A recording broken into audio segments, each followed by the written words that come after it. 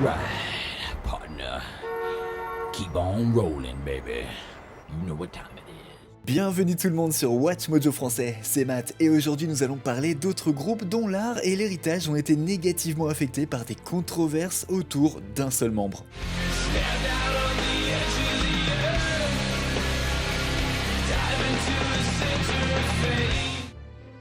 Arcade Fire, Win Butler. Les légendes indie Arcade Fire ont sorti une série d'albums très influents depuis les années 2000. Le couple auteur-interprète Win Butler et Régine Chassagne étaient responsables d'une grande partie du charme qui séduisait les fans.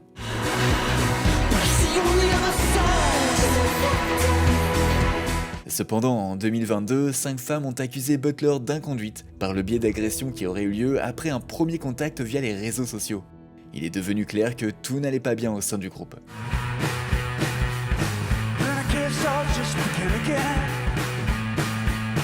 Butler a nié les accusations, affirmant que tout était consensuel. Et bien que sa femme ait soutenu ses déclarations, cela a laissé un très mauvais goût dans la bouche de tout le monde. Lorsque Pink Elephant est sorti en 2025, ce fut un échec commercial et critique. All of the stations that I looked at that routinely played them dropped Arcade Fire by sometime probably on Monday. Brand New, Jessie Lacey.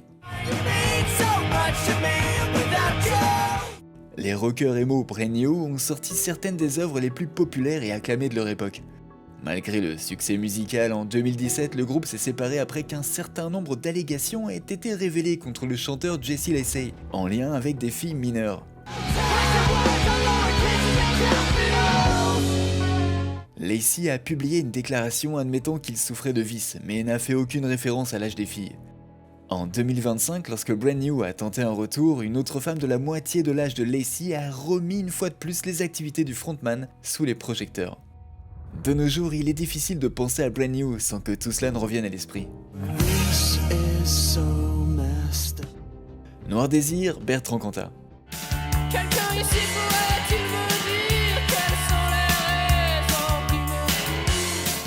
Le groupe Noir Désir n'est peut-être pas très connu en dehors de la France, mais leur chanteur Bertrand Cantat est l'une des figures musicales les plus infâmes de son époque. Le groupe fut une immense sensation dans l'Hexagone, enchaînant les tubes et une légion de fans.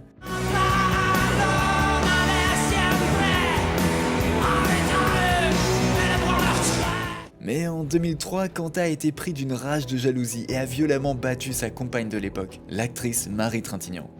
Elle est décédée à l'hôpital quelques jours plus tard, valant à Cantat une peine de prison de 8 ans. Il n'en a purgé que 4 et a brièvement tenté un retour, mais une campagne a été menée pour l'empêcher de se produire à nouveau. Crystal Castle et Sandcastle.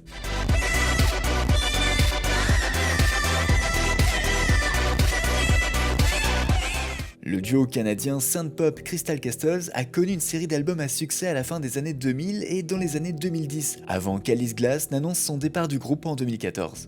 À l'époque, elle évoquait des problèmes personnels et professionnels.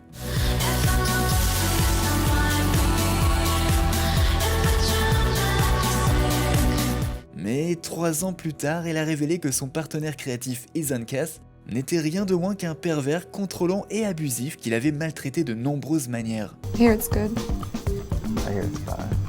Il aurait contrôlé son téléphone, son passeport et sa carte de crédit, tout en la menaçant de la remplacer sur le champ si elle partait.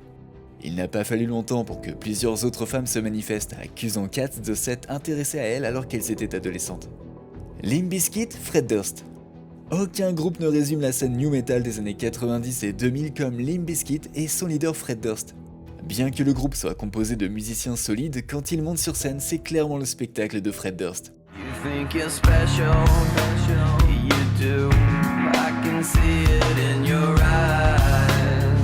Il était la plus grande star sur scène, mais durant les années de gloire du groupe, son ego était incontrôlable. Il insistait pour que les gens appuient sur j'aime, exactement comme j'insiste pour que vous le fassiez sur cette vidéo.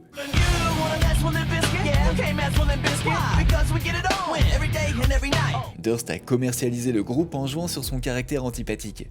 Et certes, tandis que le groupe a désormais pleinement embrassé le côté ironique de son attrait, la réputation de Durst reste la même.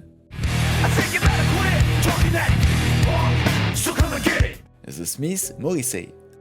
Dès que The Smiths sont évoqués, 2 choses finissent par surgir à l'esprit. L'une est que le groupe légendaire a énormément influencé la pop indie, et l'autre c'est que le frontman Morrissey est insupportable.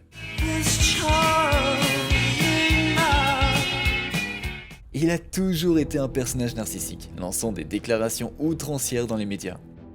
Bien que cela ait traditionnellement fait partie de son activisme de gauche, il est peut-être aujourd'hui plus infâme pour son soutien au nationalisme britannique.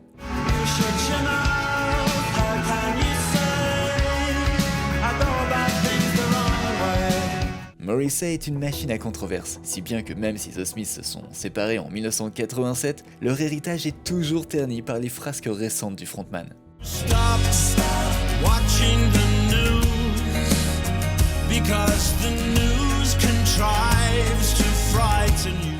Marilyn Manson. Cet artiste a toujours cherché à repousser les limites de ce qui est acceptable dans la musique et la performance scénique. En d'autres termes, c'est un provocateur.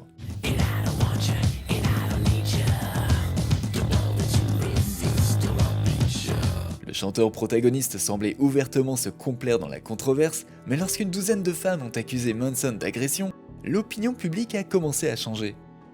L'une de ces femmes était l'actrice et ancienne fiancée Evan Rachel Wood. Would you say that it's a fair assessment to say that he kind of came as advertised?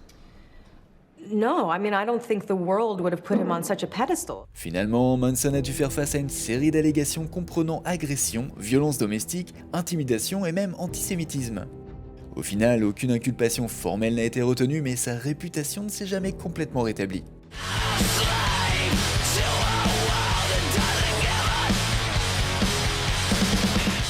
Guns N' Roses, Axl Rose.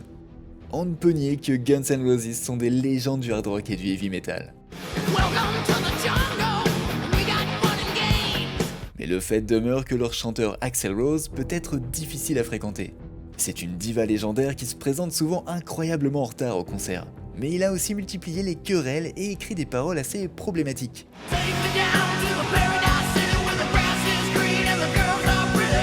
Il n'est du coup pas surprenant que Rose soit le seul membre constant du groupe depuis ses débuts. Même les plus grands fans de Guns N' Roses savent qu'Axl n'est pas le type de gars que vous inviteriez à dîner. Mais bon, au moins les chansons sont bonnes. Ike et Tina Turner, Ike Turner. Ce duo mari et femme légendaire a connu une série de hits sur plusieurs décennies. Ils étaient souvent considérés comme l'un des meilleurs groupes de leur époque.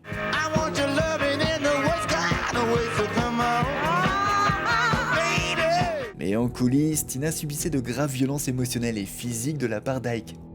Des comportements agressifs, souvent alimentés par un abus de substances, ont finalement conduit à un divorce en 1976. Ces révélations ont changé la manière dont on voyait Ike et ses anciens disques. Heureusement, Tina s'en est beaucoup mieux sortie sans lui. Elle a réalisé l'un des plus grands retours en carrière de l'histoire de la musique dans les années 80 avec une série de succès en solo. Avant de continuer, abonnez-vous à notre chaîne et sonnez la cloche pour être tenu informé de la sortie de nos dernières vidéos. Un petit j'aime et un commentaire sont également bien appréciés et nous aident à continuer de vous offrir d'autres excellentes productions. The Sex Pistols, Sid Vicious. Les Sex Pistols ont été commercialisés sur la base du chaos brut et du désordre qui les entourait. Mais lorsque Sid Vicious a rejoint le groupe, les choses ont changé.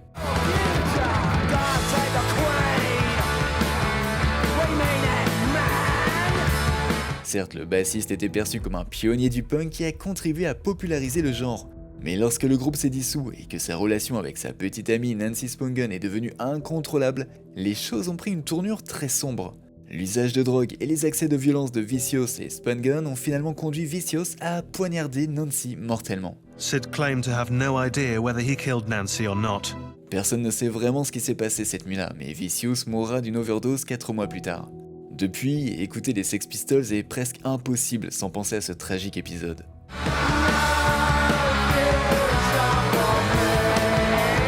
Et vous, quelle est la chute musicale qui vous a le plus surpris? Dites-le nous dans les commentaires. En attendant, moi je vous dis à très bientôt.